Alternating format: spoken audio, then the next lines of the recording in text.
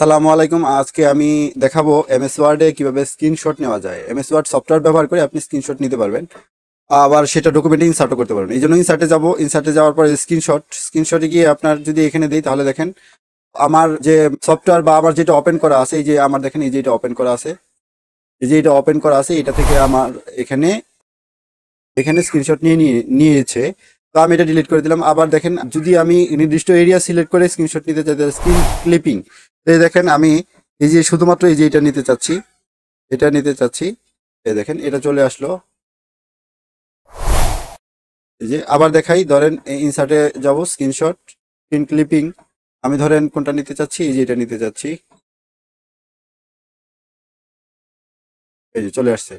তো এইভাবে এমএস ওয়ার্ডে স্ক্রিনশট নেওয়া যায় এবং সেটা ডকুমেন্টে ইনসার্ট করা যায়। তো দেখুন, যারা ধৈর্য সহকারে আমার ভিডিও দেখলেন তাদের সবাইকে অসংখ্য ধন্যবাদ।